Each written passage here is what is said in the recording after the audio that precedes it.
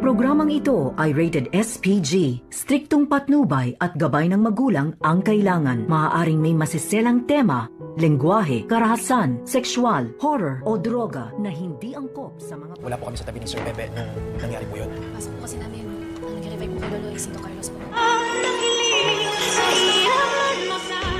Narito na nga ang ating pakabangan ngayong Biyernes sa Abot Kamay na Pangarap. Hindi nga natuluyan itong si Don Pepe, subalit ay nakumatos nga ito. At dito naman na nagtataka itong sina Giselle na kung papaano daw nangyari iyon na nag-cardiac arrest itong kanyang ama. At dito na sinabi ni Doc Lindon kay Giselle na wala daw sila sa tabi ni Don Pepe nang nangyari itong cardiac arrest. At dagdag pa dito ni Annalyn na naabutan na lamang daw nila itong si Doc Carlos na nag-revive dito kay Don Pepe. Kaya napaisip na naman itong si Giselle na baka may kinalaman talaga itong si Carlos Benitez na kung bakit biglaan na nag-cardiac arrest ang kanyang papa.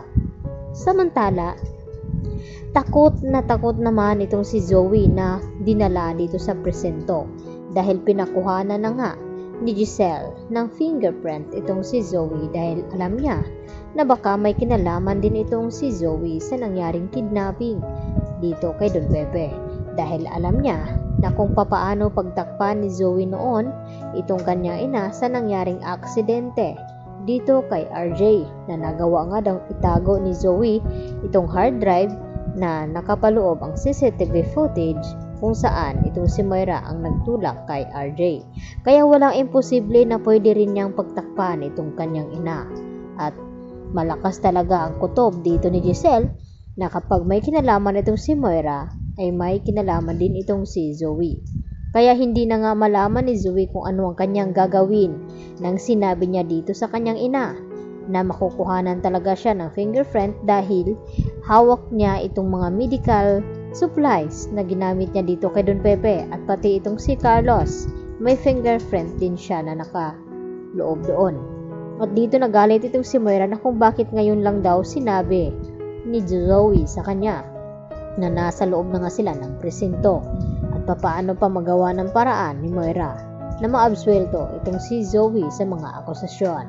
Samantala, nagpasya na nga itong si RJ at Giselle na kinakailangang malipat ng ospital itong si Don Pepe dito sa Apex dahil alam niya na mas mababantayan niya ng husto itong kanyang ama at maglalagay din daw siya ng mga security dito sa kwarto kung saan kumatos itong si Don Pepe at gagawin nga lahat ni Giselle hindi la mawala ang kanyang ama dahil yun na lang ang tangi niyang pamilya na maaasahan ngayon dahil wala naman daw siyang anak at asawa.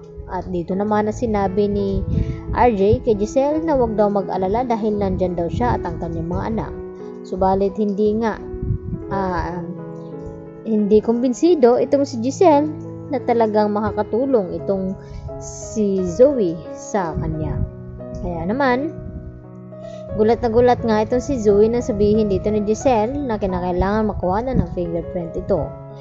Samantala, tila nababaliw na rin itong si Zoe sa kakaisip ng kanyang konsensya na kapag nawala nga itong si Don Pepe ay tiyak masisisi siya nito at malaking kasalanan ang kanyang nagawa.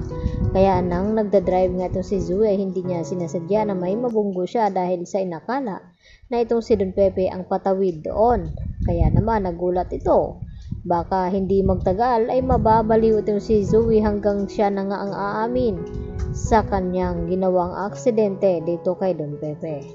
At yun pala ang dahilan na kung bakit na cardiac arrest itong si Don Pepe dahil tinanggal pala ni Carlos itong oxygen sa kanyang ulo. At nagising na pala itong si Don Pepe nang kausapin nga ito ni Carlos. Kaya dito naman yan masasabi siguro ni Don Pepe kay RJ at kay Giselle na mag-ingat kay Carlos dahil traitor ito at gusto siyang paslangin. Yan ang ating patuloy na pakabangan mga kapuso, dito lamang yan sa Abot Kamay na Pangarap.